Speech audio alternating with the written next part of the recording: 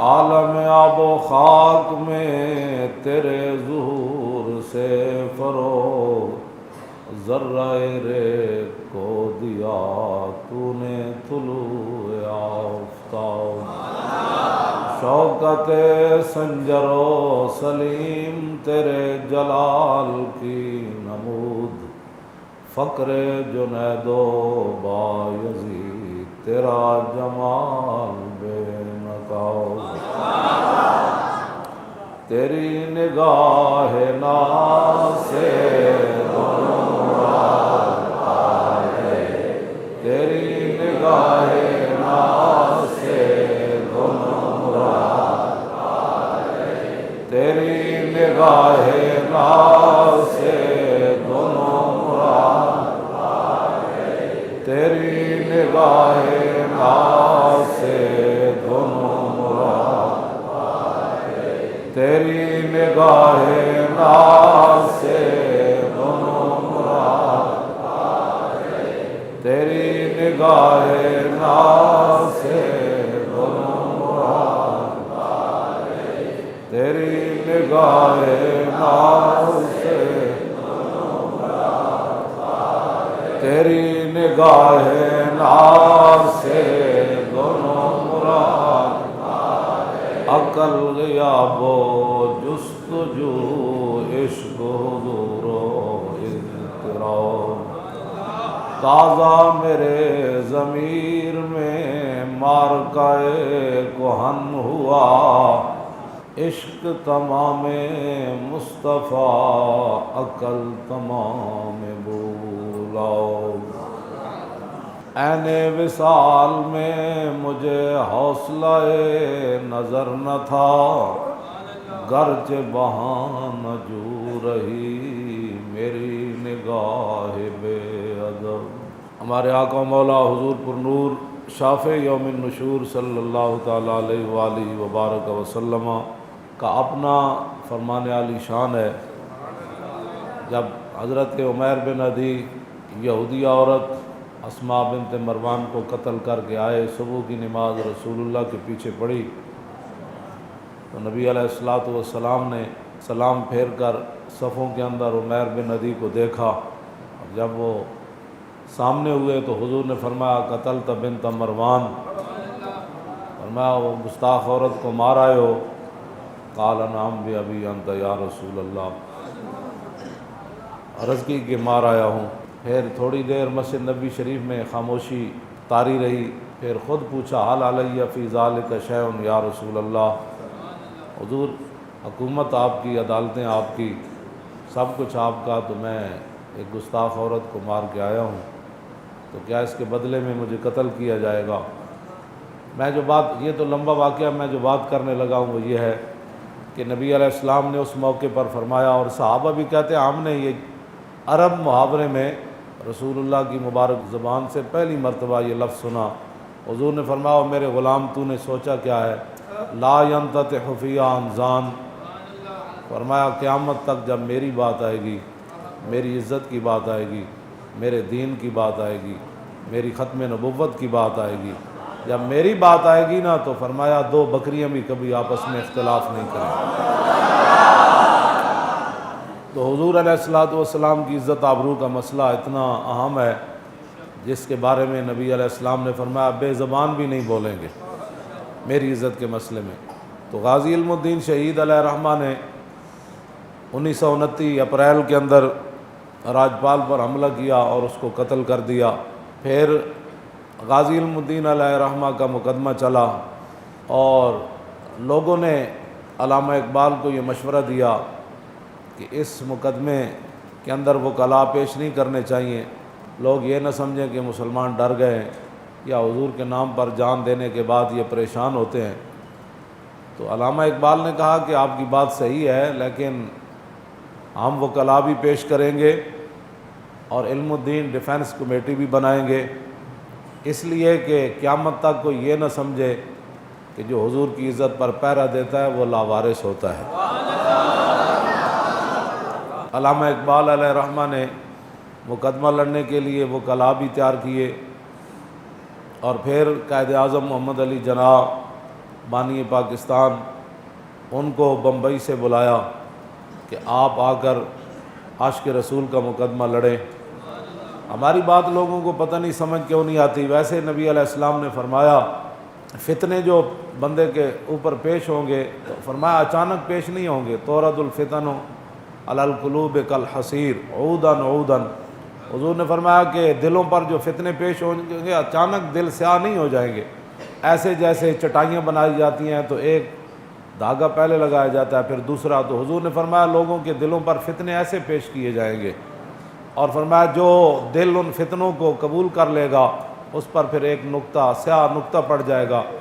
اور جو دل ان فتنوں کو قبول نہیں کرے گا وہاں ایک سفید۔ تو حضور نے فرمایا پھر دل دو قسم کے ہو جائیں گے، ایک دل قلب ابیض مثل الصفا، فرمایا ایک سفید دل چمکتا ہوا دل، جس طرح سفید چٹان ہوتی ہے، فلا تضرہ فتنۃ ما دامت السماوات والارض۔ حضور نے فرمایا ایسے دل جنہوں نے فتنوں کو قبول نہیں کیا اور وہ چمکتے ہوئے دل ہیں، فرمایا جب تک زمین آسمان قائم ہے وہ فتنے اس بندے کو نقصان نہیں پہنچا سکیں گے۔ دوسرا حضور نے فرمایا والآخر اسود مربادا کالکوز مجیخا، حضور نے فرمایا دوسرا دل جو فتنوں کو قبول کرتا رہتا ہے، حضور نے فرمایا وہ سیاہ، بالکل سیاہ سوا کی طرح، کوئلے کی طرح، حضور نے فرمایا وہ دل ہو جائے گا، اور اس دل کی مثال کالکوز مجیخا، حضور نے فرمایا ایسا برتن جس کو اوندا کر دیا جائے۔ ہاں جی، حضور نے فرمایا پھر وہ دل ایسا جو ہے وہ کسی چیز لا یعرف معروفا ولا ینکر منکرا الا ما اشرب من ہواہ، حضور نے فرمایا وہ دل جو بالکل سیاہ ہو جائے گا اور اوندے برتن کی طرح ہو جائے گا، نہ اس کو اچھائی کی تمیز رہے گی، نہ حضور نے فرمایا اس کو برائی کی، وہ صرف خواہشات کا بندہ بن جائے گا۔ تو ہماری باتیں لوگوں کو پتہ نہیں سمجھ کیوں نہیں آتی کہ بھائی بات یہ ہے کہ پاکستان کو اچانک نہیں بنا، پاکستان کے لیے لاکھوں قربانیاں ہوئیں، اور قائد اعظم محمد علی جناح جب فلیٹی ہوٹل کے اندر آ کر ٹھہرے، علامہ اقبال کی دعوت پر عاشق رسول کا مقدمہ لڑنے آئے، غازی اسلام غازی علم الدین شہید کا مقدمہ لڑنے آئے، تو جب صبح قائد اعظم محمد علی جناح ہوٹل سے باہر نکلے، علامہ اقبال بھی ساتھ تھے، تو اس دن آدھا پاکستان بن گیا تھا۔ بس اتنی بات ہے، ہماری باتوں لوگوں کو سمجھ نہیں آتی کہ پاکستان اللہ تعالیٰ نے جو ہمیں عطا فرمایا، وہ بانیان پاکستان مصور جو پاکستان تھے، جب وہ عاشق رسول کے ساتھ کھڑے ہو گئے اور انگریزوں کو ناراض کر دیا، گستاخان رسول کو کافروں کو ناراض کیا، تو اللہ رب العالمین نے پھر رحمت فرمائی اور ہمیں پاکستان عطا فرمایا۔ بس اس سے زیادہ کوئی بات نہیں ہے، لوگ ایسی باتیں کرتے رہتے ہیں۔ پھر قائد اعظم محمد علی جناح جو ہے وہ پیش ہو گئے جج کے سامنے، اور جب جج کے سامنے پیش ہوئے، لیکن جب اس نے آئیں بائیں شائیں کی تو قائد اعظم محمد علی جناح نہ جج کی جو ہے وہ اس کی روب اور اس کا دبدبے سے وہ مروب ہوئے، اور نہ انہوں نے کہا کہ میں نے پاکستان بنانا ہے، لوگ مجھے کیا کہیں گے۔ تو آپ نے دو ٹوک جج کو مخاطب کر کے فرمایا ججا تینوں پتہ نہیں حضور دی امت نو حضور نال پیار کتنا ہے۔ یہ بڑی پوری کتاب ہے، یہ تو ایک یعنی غازی علم الدین شہید علیہ رحمہ کے بارے میں تو ایک ورق بنتا ہے، لیکن ان رائے محمد کمال کی عظمتوں کو سلام ہے جنہوں نے کم از کم اس موضوع پر قلم اٹھایا، اور انہوں نے کافی باتیں اس میں لکھ دی ہیں جو ہدایت کا طالب ہوگا اس کو لیے بڑی رہنمائی ہے۔ تو باقی جو گمراہ ہے اور جو اوندے برتن کی طرح ہے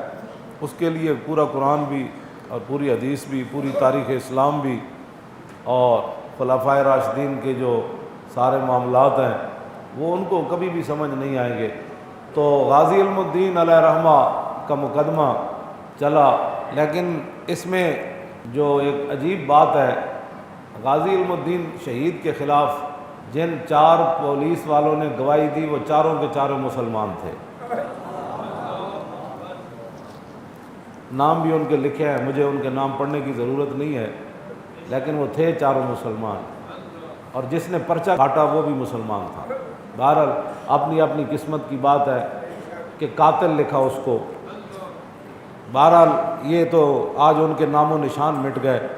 اور رات جب ہم حاضری دینے کے لیے گئے تو پوری دنیا غازی، پوری دنیا سے مراد حضور دا غلام ایک بھی ہوئے غیرت مند ہوئے تو ان کی تعداد ہزاراں دے برابر ہوگی۔ تو وہ پوری دنیا غازی علم الدین کو سلام کرنے کے لیے آئی ہوئی تھی۔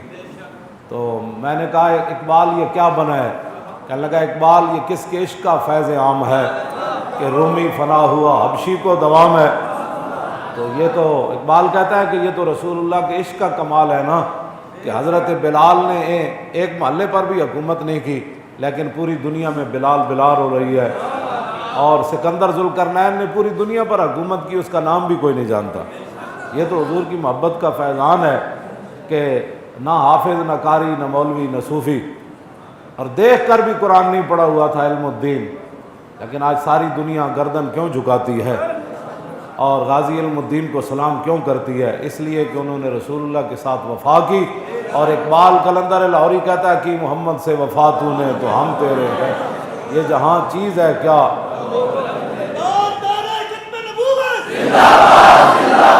غازی علم الدین شہید علیہ رحمہ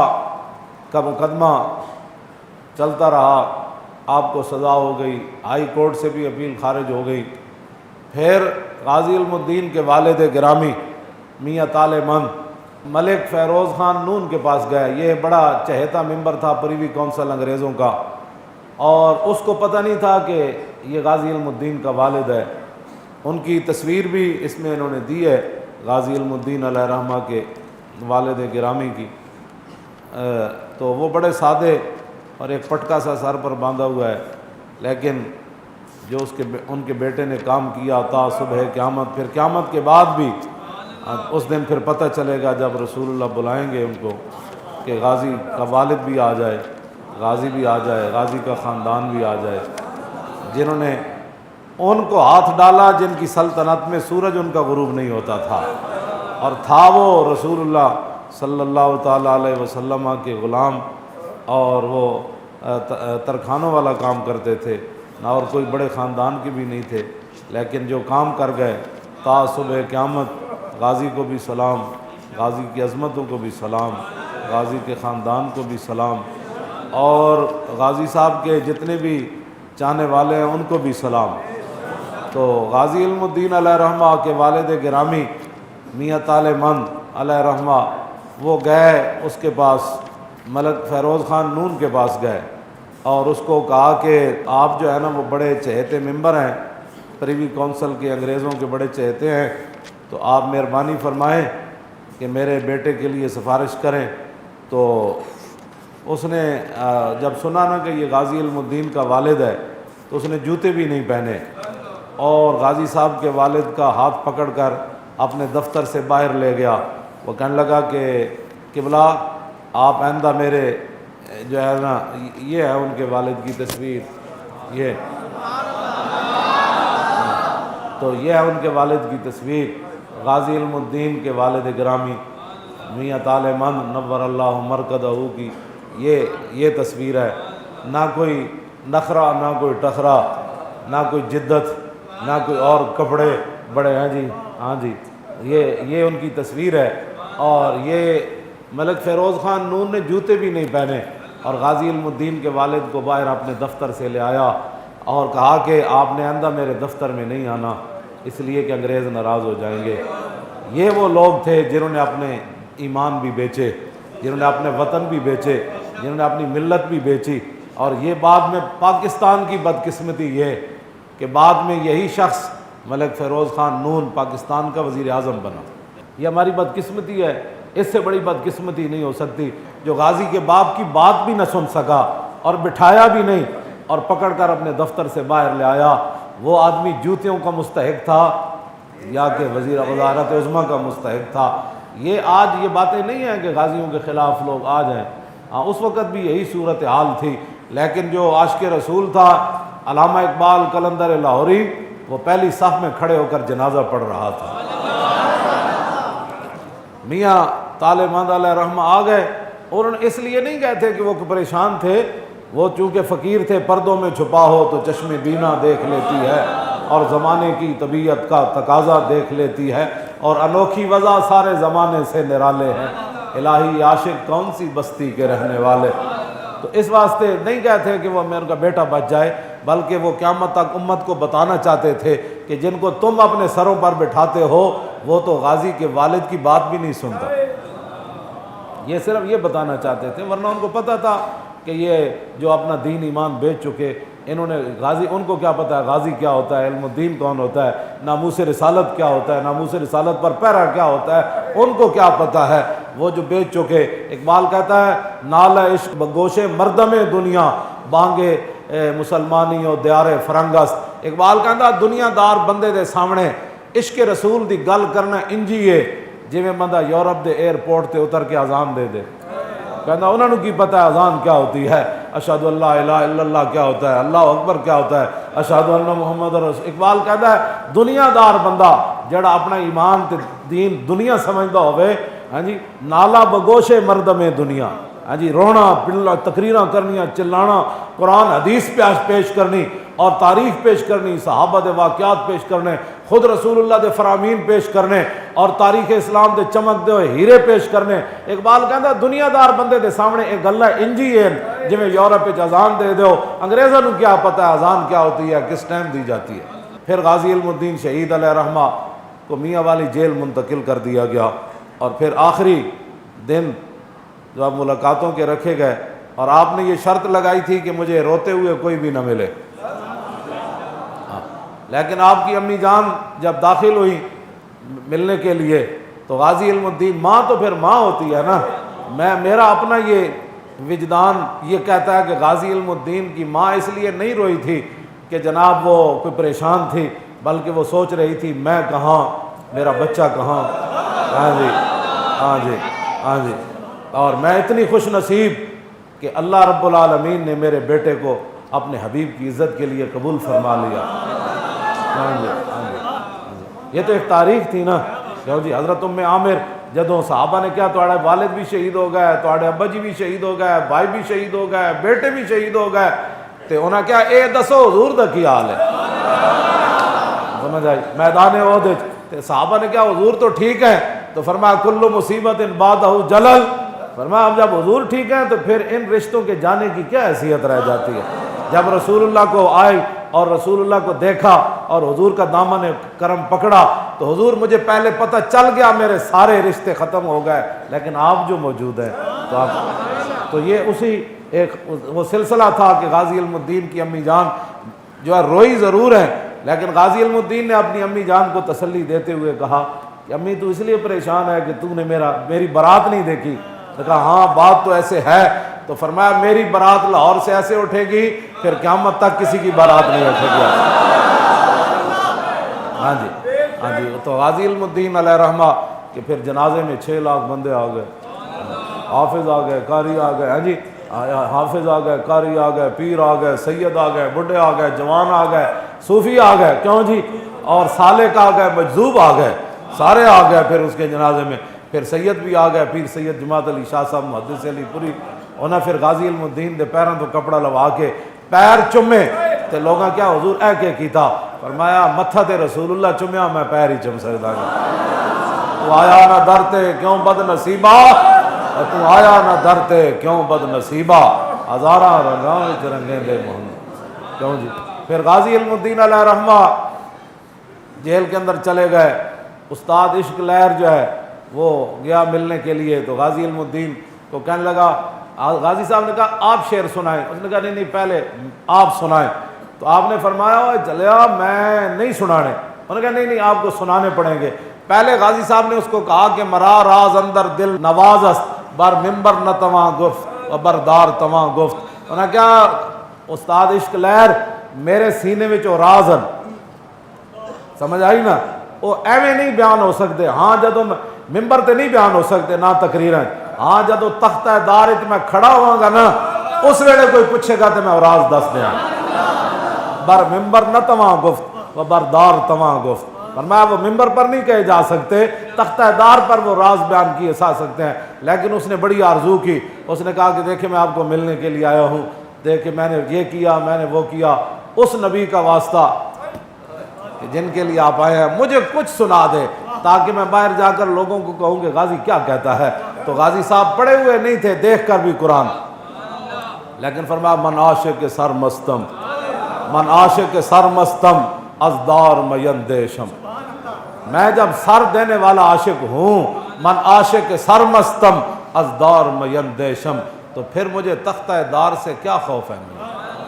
جب میں نے سر دینا ہے، خوف تو اس کو ہو کہ جو اقبال کہتا ہے عقل محکم از اساسے چون و چند، عشق اریاں از لباس چون و چند۔ اقبال کہتا ہے اے تے عقل ویکھ دی نا کل کی ہونا ہے، پرسوں کی ہونا ہے، پھٹ گولی کیویں لگنی، تکلیف کیویں ہونی، کہتے عقل دیکھتی ہے، عاشق تو صرف یہ دیکھتا ہے کہ میرے محبوب کی شان اور عظمت کس کے ہے۔ مومن از عشق است و عشق از مومن است، عشق را ناممکن ما ممکن است۔ اقبال کہتا جتھے عشق اتھے مومن، جتھے مومن اتھے عشق، دنیا جنوں ناممکن سمجھے اے نہیں ہو سکتا، عاشق کر کے وکھاندا انج ہو سکتا کیوں نہیں ہو سکتا۔ اف عقل صفاق است تو صفاق تر، پاک تر چالاک تر بے باک تر۔ اقبال کہتا جی عقل ظلم تے اتر آوے، سیشن تو لے کے پریوی کونسل تو لے کے اور جناب انہاں دے سارے انگریزاں دے ساری اودیاں پیلا مسترد کر دیون تے پھر کیا علم الدین رو پیندا؟ نہ او تختہ دار تے کھڑے ہو کے کہندا ہاں جی کوئی اور بھی سزا ہے۔ عقل صفاق است تو صفاق تر۔ اقبال کہندا جی عقل ظلم تے اتر آوے تے عشق وڈا دلیر ہو کے دے سامنے آندا۔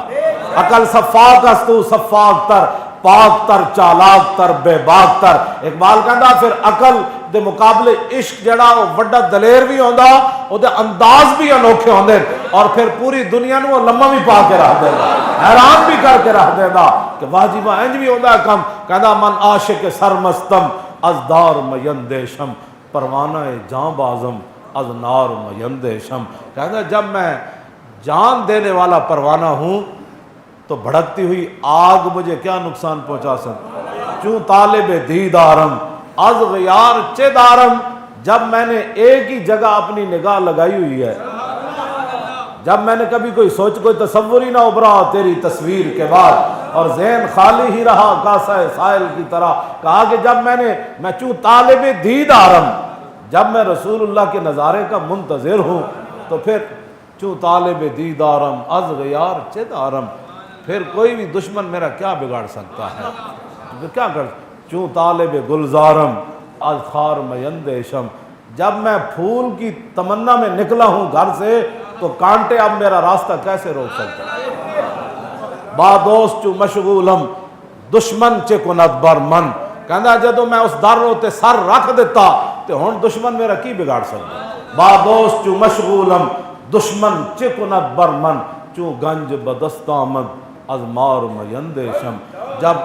سارے خزانے پیچھے رہ گئے، جس خزانے کی طلب میں نکلا تھا، جب وہ خزانہ میرے ہاتھ آ گیا تو اب جتنے مرضی کوئی سانپ آ جائے میں ان سے کوئی ڈرنے والا تھوڑا ہو جائے۔ ہاں جی میں تو من دار بلائے شرا چوں تخت شہید آنم، فرمایا میں بھی اور قیامت تک جو میرے راستے پر چلے گا، یہ تختہ دار کی جتنی بھی مصیبتیں ہیں ہمارے لیے یہ تخت شاہی کی حیثیت رکھتا ہے۔ من دار بلائے شرا چوں تخت شہید آنم، فرمایا میرے لیے یہ جتنی تختہ دار کی مصیبتیں ہیں نا، جس طرح بادشاہوں کو تخت پر بیٹھ کر چس نہیں نہ آتی، ہمیں تو اس پر کھڑے ہو کے بڑا لطف تے چس آ جاندی جی۔ ہاں جی تو کہا کہ من دار بلائے شرا چوں تخت شہید آنم،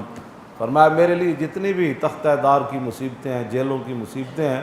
وہ ایسی ہیں جیسے بادشاہ تخت کے لیے مرتے ہیں اور سکون ان کو پھر بھی نہیں ملتا، لیکن مجھے میاں والی جیل کے اندر تو مولا علی آئے اٹھا کر لے گئے۔ یہ بھی کبھی ہوا، فرمایا مولا علی مجھے اٹھا کر لے گئے اور رسول اللہ کے سامنے جا کر پیش کیا، اور حضور نے میری پیشانی چوم کر کہا، فرمایا ہم تجھے چھڑا لائے ہیں، ایک ہے قانون یہ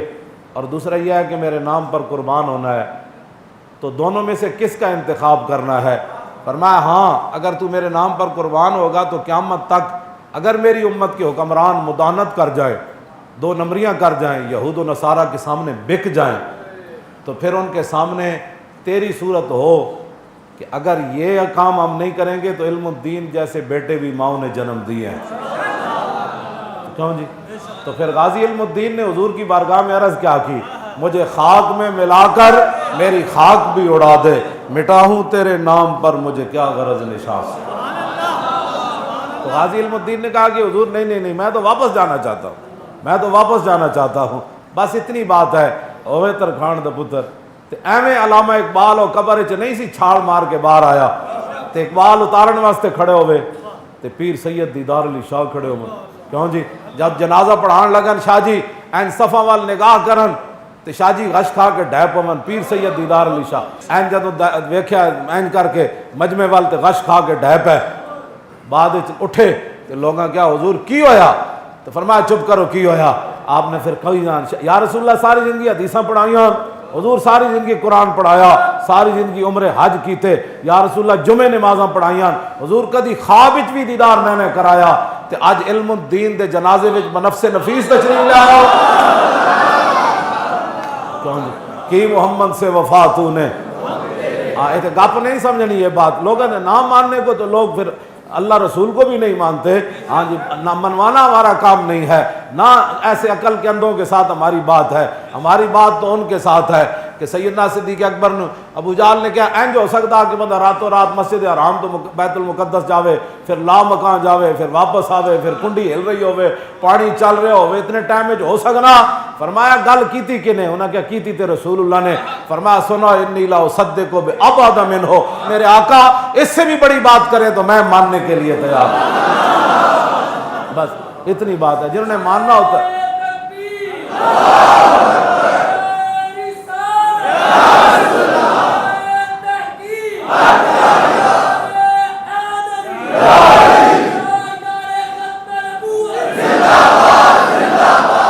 حضرت پیر سید دیدار علی شاہ صاحب جنہوں نے قبر کے اندر اتارا، علامہ اقبال، سید حبیب شاہ، یہ سارے بڑے بڑے لوگ غازی علم الدین کو قبر کے اندر اتار رہے تھے۔ مولانا ظفر علی خان قبر تیار کروا رہے تھے، اور پھر جب سب تیار وہ قبر کے اندر اتار چکے، پیر سید دیدار علی شاہ صاحب اعلیٰ حضرت بریلوی کے خلیفہ اتار چکے، باہر تشریف لے آئے، علامہ اقبال اکیلے قبر میں رہ گئے، کہا کہ میں نے علم الدین سے ایک بات کرنی ہے، علم الدین سے میں نے ایک بات کرنی ہے۔ انہوں نے بند کھولے اور علم الدین پر ایسے جھک گئے، وہ کہنے لگے کہ انگریزوں نے تجھے لاوارثوں کے قبرستان میں دفن کر دیا اور بغیر سلیپوں کے تیرے منہ کے اوپر مٹی ڈال دی، سارا ظلم انہوں نے کیا، پھر آخر میں نے ضمانت دی، تیری وصیت تھی مجھے لاہور میانی صاحب میں دفنایا جائے، میں نے تیری وصیت کے مطابق انگریزوں کو شخصی ضمانت دی، انگریز گورنر کو۔ ایک بات، اس سے بڑا کوئی انتہا پسند ہو سکتا ہے؟ اس سے بڑا کوئی متشدد ہو سکتا ہے؟ جی، پورے انگریزوں کو کہا کہ اگر مسلم ہندو فساد ہو جائے لاہور میں تو اس کے بدلے میں اقبال کو قتل کر دیا جائے، لیکن عاشق رسول کا جنازہ لاہور میں آنے دیا جائے۔ تو ایسے بند کھول کے اقبال جھکا اور کہنے لگا کہ میں نے تیری وصیت پوری کر دی اور تو عاشق رسول ہے، میں نے تیرا مقدمہ بھی قائد اعظم سے لڑایا، پھر میں نے علم الدین ڈیفنس کمیٹی بھی بنائی، یہ تیرے اوپر احسان نہیں تھا، جن کے تو کام کیا تھا میں نے کام انہی کے لیے کیا، لیکن چونکہ سبب تو ہی بنا تو اب میری بھی ایک آرزو ہے کہ جب رسول اللہ تشریف لائیں تو میرا سلام ضرور پیش کرنا۔ فقیرم ہرچ خواہم مزتو خواہم، ایک فقیر راہ نشین، اقبال اپنے آپ کو کہتا ہے نا، کہتا ہے میں مدینہ پاک جانے والے رستے پر بیٹھنے والا ایک فقیر ہوں، تو جا کر عرض کرنا حضور ایک فقیر راہ نشین جو آپ کے دربار پر حاضر بھی نہیں ہوا شرمندگی سے اور قیامت والے دن بھی آپ کے سامنے نہیں جانا چاہتا، حضور وہ فقیر آپ کو سلام پیش کر رہا تھا۔ باہر آ کر پھر شاہ جی کا ہاتھ پکڑ کر اقبال نے شاہ جی کا ہاتھ پکڑ کر پیر سید جماعت علی شاہ صاحب کا ہاتھ پکڑ کر اور ایسے کہا کہ شاہ جی اسی تے گلاں ہی کرتے رہ گئے، ترکھان دا پتر بازی لے گئے۔ یعنی وہ منظر دیکھ کر آیا تھا، جام وصال دا پین والے عاشق مست جمال ہو روندے، در منگ ملنگ بے ننگ شودے صاحب درد تے حال ہو روندے، ٹکڑے منگ تے شور بے پین والے غرقال مقال ہو روندے، سینہ ڈان والے وچ جنگ عالم شیر صفت قتال ہو روندے،